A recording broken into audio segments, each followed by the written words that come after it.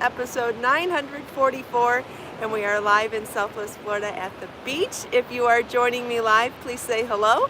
Let me know if you have questions for me. Let me know if you have been crafting this morning, or just say hi. It is a little different down here at the beach this morning. The tide is way far out, and when I turn the camera around so you can see all the angles, you'll see what I'm talking about. It's very far out there this morning. Hi Thea, good morning Grace. It's so bright too, I'm having a hard time adjusting to the camera. Hi Doris and Val, Donna, Barbara, Rita, Lily. If you didn't get a chance to watch last night's sunset edition, I highly recommend watching it. It was a beautiful sunset that we shared and enjoyed together here. Hi Eve and Lisa, Doris, Val, Donna, Judy, good morning. And as promised, I said I wouldn't do my hair this morning, and I would quickly show you how I do my chain twist braids. We'll see if it works with one camera. I know when I did my other braid video, I used two cameras, and I wasn't live so that I could really get the view right, but we'll try it live this morning. If it works, great. If it doesn't, then we'll do it again, because you know I like to do it all the time. Hi Nina and Patricia and G, good morning. Natalie, good morning. Hope everybody's having a great day so far. Happy Tuesday. Welcome back to the Kristin Omdahl Show. This is episode 944, and we are live in Southwest Florida at the beach today. A couple of things. I promised last night that I'd do a quick chain twist braid tutorial this morning, and then after that I brought out my board to go over what we started to talk about last night with a project that I am working on that will be a new pattern soon. Show you a quick little peek on that. And the reason why I'm redoing it is one of the reasons why I don't do all of the episodes of the show at sunset. I love sunset here on the West Coast, but when you're backlit with the sun behind you, the lighting is terrible, and it's very difficult to show you the texture on something like this. Very difficult to see the board, very difficult to even see the details of what I was wearing. So I'm wearing the same outfit again that I wore last night as well, because I really wanted you to see how cute it is. I'm wearing the Savannah knit vest, which is a pattern on my website, and I'm wearing it over a sheer blouse with jeans, and I think this is so cute. And it's cold enough to wear layers here, which is fun. I think it was 60 when I got up this morning, so I know that doesn't sound cold to everybody, but that was definitely cold to us. You should have seen the kitties. You'd think that they thought it was a blizzard going on outside.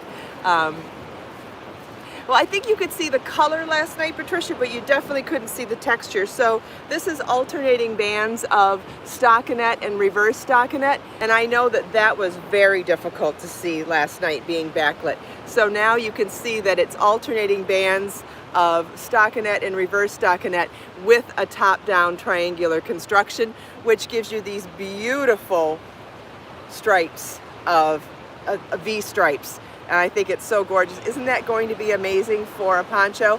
But it would be amazing as a top-down triangular shawl. It's amazing as a scarf. You could even make a tunic, a vest out of it. There's so many things you could do with that. And we'll talk about that when we get to the board. Looks like mine flares out a bit. I'm guessing you mean the vest, and yes, that is the design of the vest. The vest is made wider at the bottom with some decreases here at just before the top of the yoke to give an A shape, an A-line shape. We've talked about it many times before. It is described in the pattern as well. It's really a really figure flattering construction, and you can tie it, you can corset tie it, you can clip it, you can belt it, or you can leave it open. You can decide how much you want the sides sewn up. Like, there's lots of options there. But before we get started on all of that, I want to quickly do my hair. And for those of you that aren't interested in the hair tutorial, it'll be quick, I promise. I'm not trying to take all day on this. In fact, one of the reasons why I like showing it is because it is incredibly easy to do. And yes, you can see everything better when you're lit from the front instead of lit from the back. So that's why I decided to wear it again today. All right, so I like to part my hair in the back, down the middle, Sometimes I like to do a zigzaggy design in the back, but I didn't today because I don't have a mirror. And I like to part my front a little off to the side and then angle it back to mid center part so that it just kind of ends up being evenly spaced. So it's just like the bang area that's not right down the center. And you could do this all down the center. I do that sometimes too. And I'm just going to take one small piece here, split it into two. I might need to angle towards the sun so you can see the lighting a little bit better. And I probably won't be able to read comments that well during this, but if your question is important, we can always come back to it. All right, so I'm going to break this piece in half. The piece closest to me, I'm going to twist towards the camera, so twist in front of me. And then after I twist that piece in front of me, I'm going to pull it, twist that piece to the back. So you're twisting in two directions. You're twisting the individual piece forward, then you're twisting it over the other thing, over and to the back. So what's important about a chain twist is that there are two directions of the twisting. So the individual piece gets twisted forward. I do either 2 or 3 times. I think I like the look better after 3, but it depends on how thick your hair is, how textured it is. I go between 2 and 3. So I twisted this piece to the front by itself, and then I'm going to twist it over into the back around the other piece. We're only individually twisting the front one, but because we're alternating them, you end up doing this to both. Does that make sense? Can't start turning myself. A cameraman would be handy for this. So we'll pull more hair to the front piece. As we pull more hair to the front piece, we twist it to the front 2 to 3 times, then take that piece and twist it over and behind the back piece. Pull more hair. I do try to leave out wispies in the front here, but I might be able to do that at the end still. And I'm going to twist this piece to the front and then twist it over and to the back around the other piece. We're only working with 2 pieces of hair, or 2 sections. Then we're only grabbing to add more, like the French style of braiding where you add more as you go. We're only doing that to the front, and we're only individually twisting the front. The back piece, as it gets twisted back to the front, it ends up getting all of that same treatment.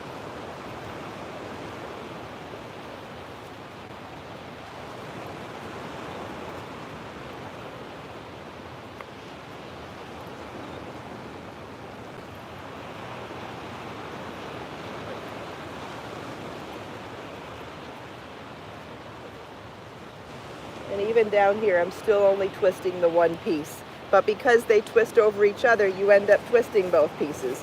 So notice how my twist goes in one direction, and then when they twist each other, they go in the opposite direction.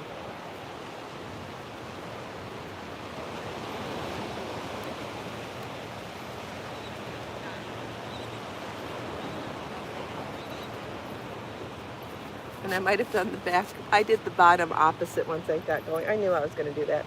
All right, let's see if we can try that again. This is more difficult without a camera, or without a mirror. Okay, so I'm twisting that one that way, then it should go that way. So if it goes, no, I can't see the bottom. Okay, well, the top was easy enough to do. Let's see if I have better luck on the other side. This is much harder without, the bottom was harder for me without a mirror than I thought it was going to be. And I know some of you will enjoy that part of the live aspect. Live isn't always perfect, and you know, it is what it is, and that's okay too. Are you guys still there? Okay, my camera went completely dark. I can kind of see the camera now. Wow, that's going to be hard for teaching on the board. All right, well, I got to finish my other side of my hair real quick though.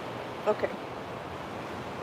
Okay, so front gets twisted forward and then twist over the back. Since I explained the other side, I'm going to go faster on this one.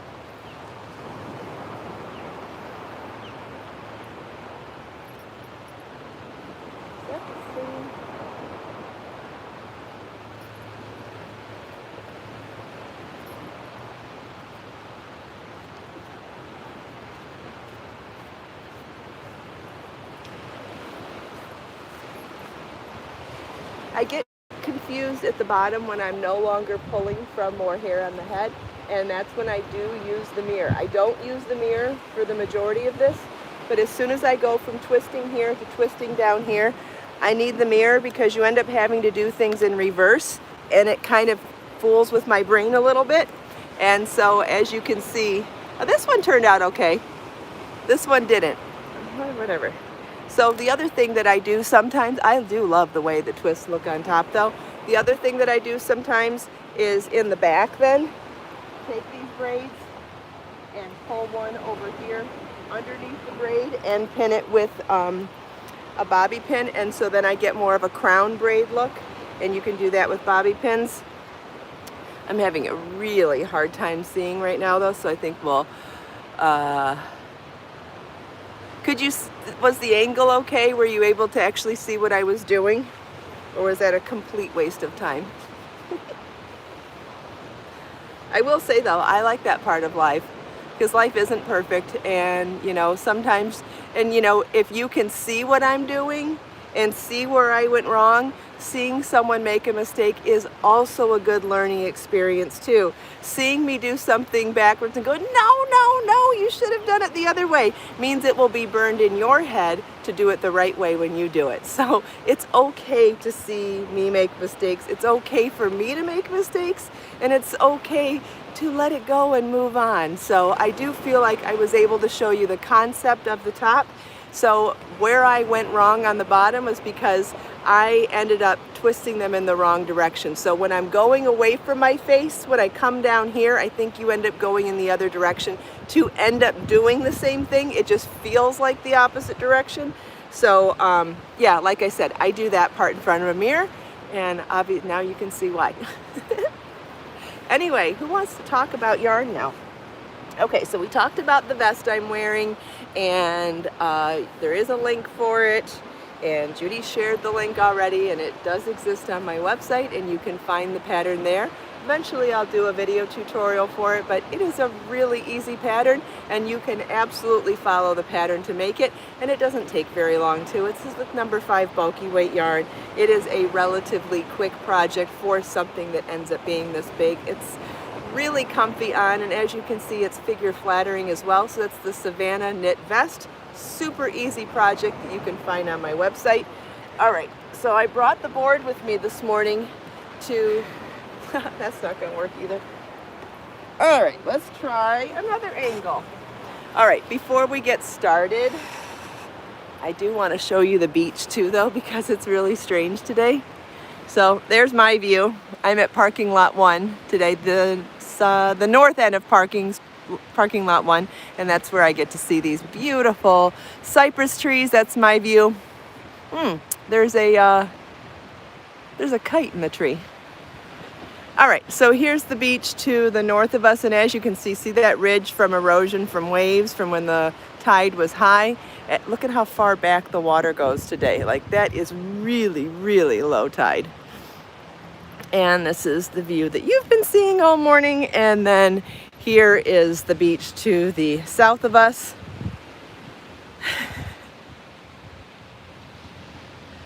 Judy has shared a link for the vest in the live chat, and you can scroll up to find it. It will also be shared in the show notes, which is in the video description after the show. And if you, or you can also search for it on my website. You can go to Knit Patterns.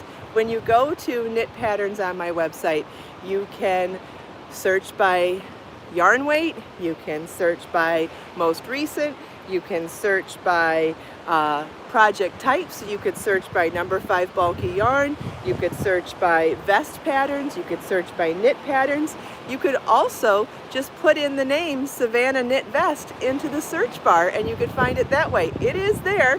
There are lots of ways to find it, and Judy has also shared a link here in the live chat, and it will be updated in the video description as well, same as it was last night. All right, does anybody have any other questions?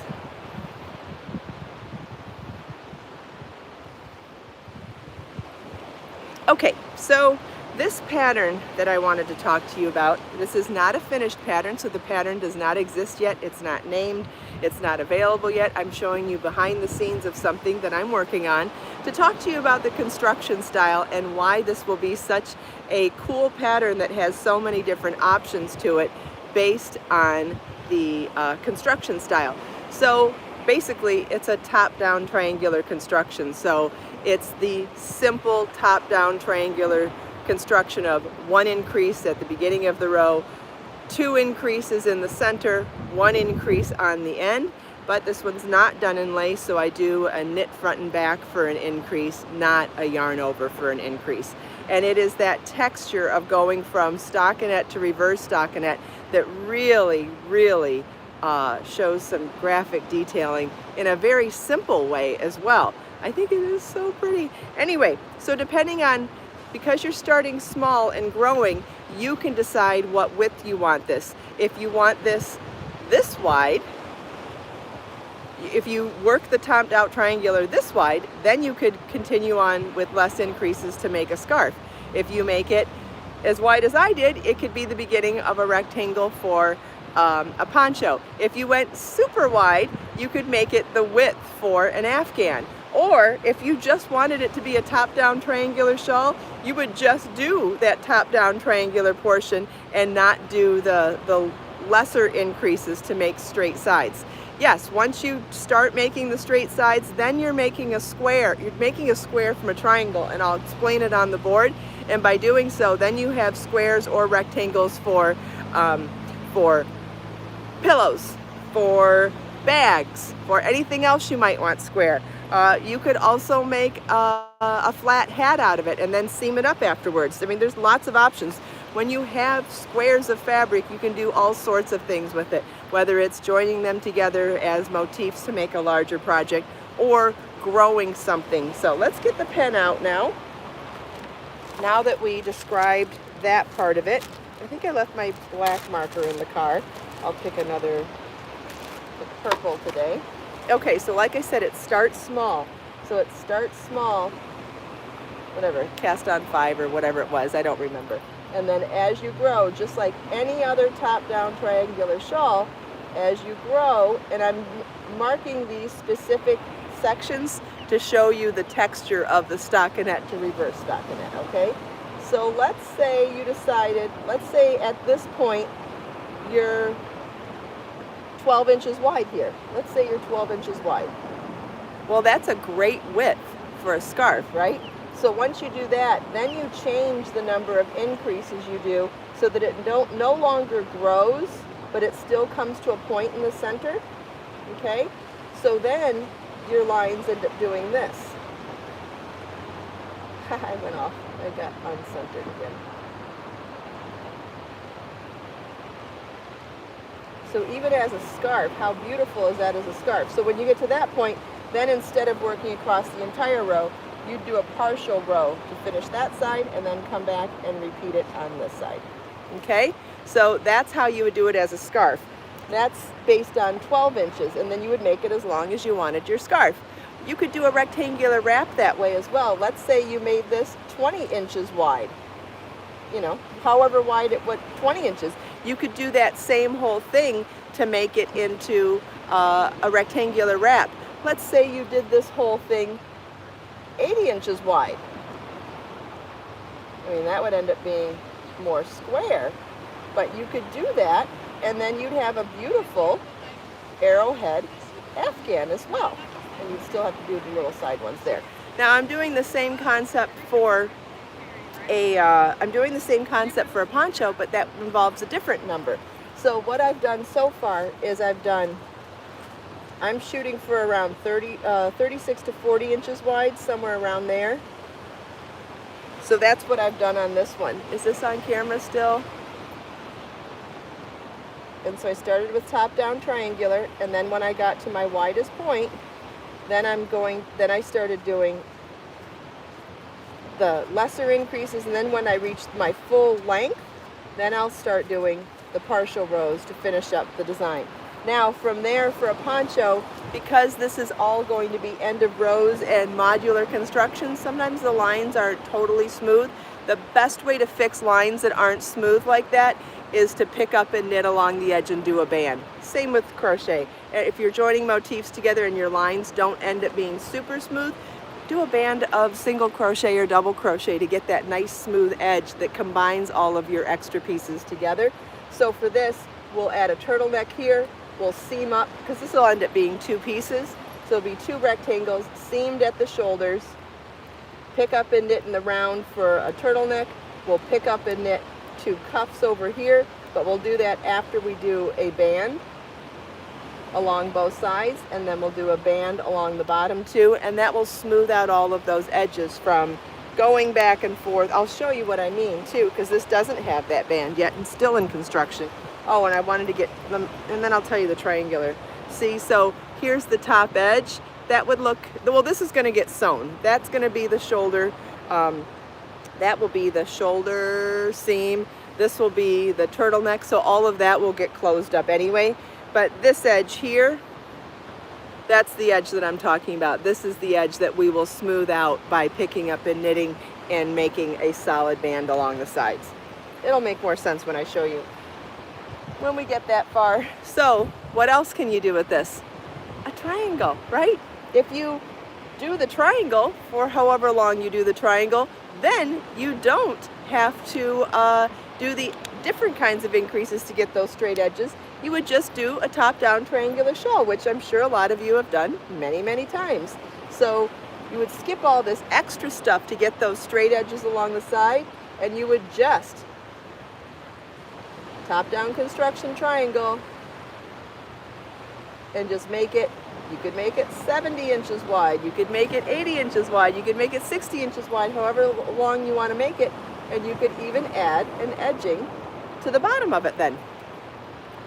It could either be the same stitch, it could be a different stitch, but all sorts of different ways you could do this. Now, I think that this construction would be, I think it's pretty doing the poncho in one color like I did, where you see the contrast between the stockinette and the reverse stockinette.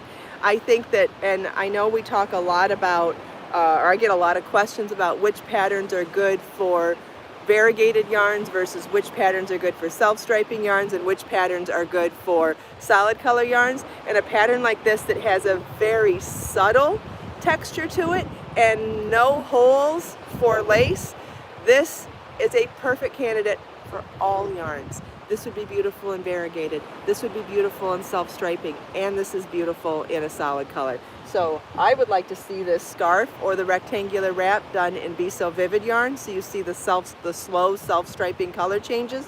That would be beautiful. In the shawl as well, that could be really beautiful in a self-striping yarn. Or you could do any of these in the Be So Easy variegated yarns, and as you can see, it's absolutely gorgeous in a solid color as well.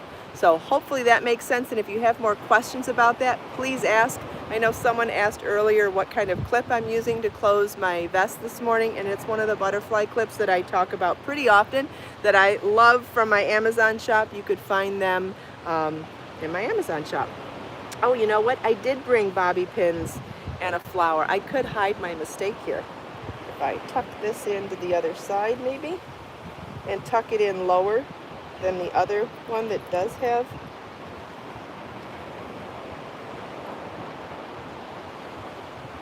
Okay, so I turned my braids into a crown, and then I like to put a clip of flower right in the middle there.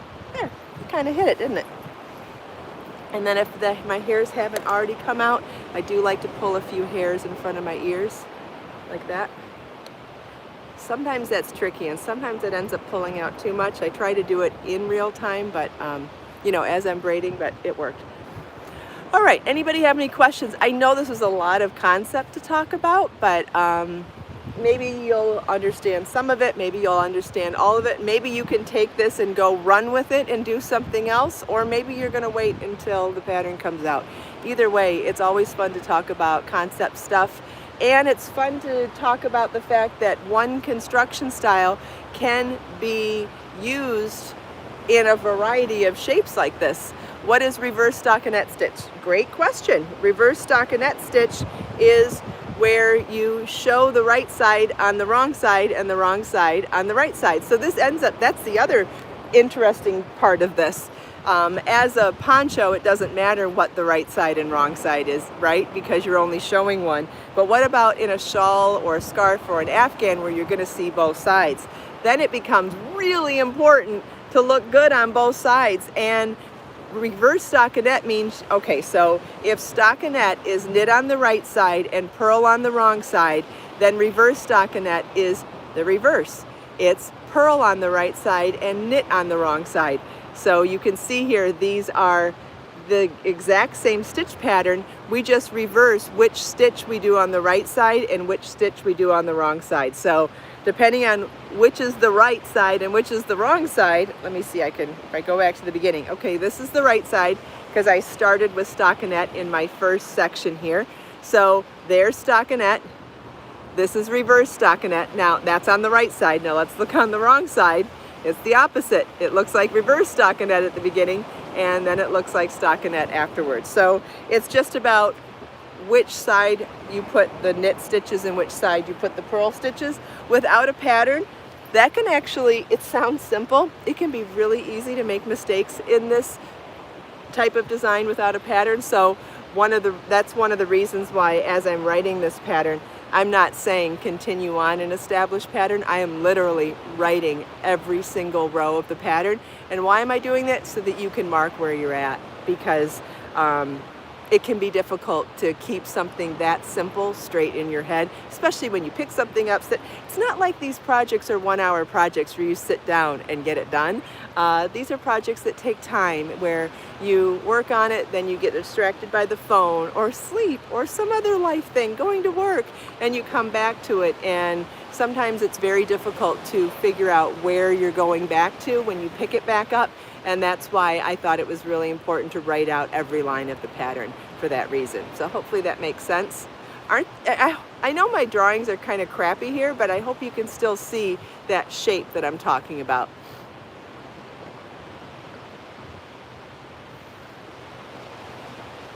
Does anyone have any other questions? Do you want me to go walk down to the water's edge? Let's go see how clear it is down there. I'll probably have to get wet, but that's okay. I'll probably squeal if the water's cold too, but that won't be the first time you've heard me squeal. This part would normally be way underwater. Isn't this pretty? I love the ripples from the sand that's normally underwater. I think that texture is so interesting. Look at that. We're actually underwater about 100 feet south of me, but yet I'm totally not underwater right here. Isn't that interesting? Look at underwater to the north, underwater to the south, and yet here is the water's edge where I'm standing. It's not as chilly as I thought it was going to be, and it's pretty clear up here. That is pretty clear.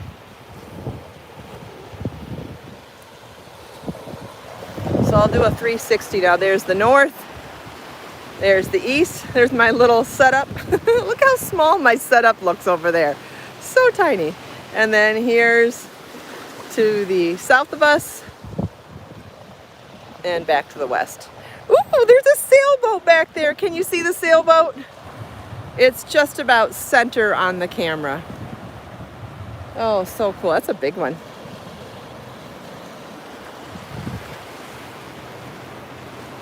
Oh, that's nice, Mickey. Yeah, I definitely want you to feel relaxed when I'm teaching. You know, if I can keep you relaxed while I'm teaching, it means you can be more open to learning. When you get stressed or full of anxiety when you're learning, I think it makes it harder to learn. I think the more relaxed you can be when you're learning, the better it is for actually learning. Okay. Does anybody have any other questions?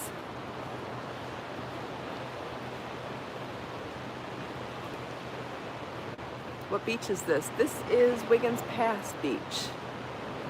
Oh, thank you. You like my voice too. Awesome. Okay, I wanted to give one more reminder that I gave last night, but I know not everybody watches the nighttime show. even though you should watch last night's show because the sunset was absolutely amazing. Absolutely amazing. Anyway, one of the things that I edited from my first announcement is my whole intention with the nomination, the nominate your favorite creators on my website. I do have a form set up. It's on a blog post. It's easy to find. What I'm trying to do is find people that inspire you that aren't necessarily already super famous. I want to interview people that inspire you so that I feel like we're all more alike than we are different, and I want to take my platform. I have a decent amount of followers, and I want to take my platform and expose others to people that maybe don't have a huge following, but are really inspirational and are really amazing. So it can be knitters, crocheters, it can be people that do amazing charity work, it can be anybody creative. I'd like to keep it somewhat creative, but any art medium, honestly, I just want to keep it open. We create, we share, and we inspire here. So if somebody really inspires you, I don't even care if they're not a maker. Let's try to expose ourselves to more amazing people, and it's really easy to do that with people that are already famous, but let's go grassroots on this, and let's pull up people that maybe need a little more exposure.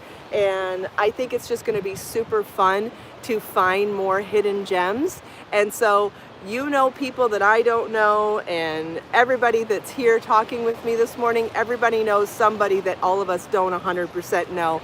So I know some people first nominated some super famous people, and that's great. And yes, they are very inspirational and they're wonderful human beings, and a lot of us already know and like them, and maybe I will come around to interview them as well one day, but I want to find hidden gems that you like. So if you would like to take the time to fill out my form, I'd really appreciate it.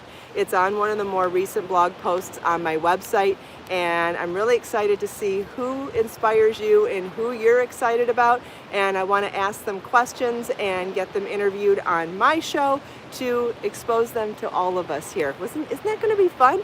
So if you would like to help, share who inspires you, and I even left a section in the form where you can choose some of the questions. If there's something that you really want to ask that person, let me know what your specific questions are, separate from the questions that I will ask as well. And I just thought it was another fun way to keep you included in the whole process as well. So if you'd like to be a part of this, the link is in one of the more recent blog posts that says nominate your favorite makers, and there'll be a link in the video description when the show notes are done. All right, that's it. Thank you so much for taking time out of your busy day to spend a few minutes here with me. I hope you enjoyed the sunrise, the beach, my tutorial, chatting with me and everyone else. Let us make time to create, share, and inspire today and every day. Have a wonderful day, everybody, and I'll see you tomorrow for the next episode of the Kristin Omdahl Show. Bye-bye.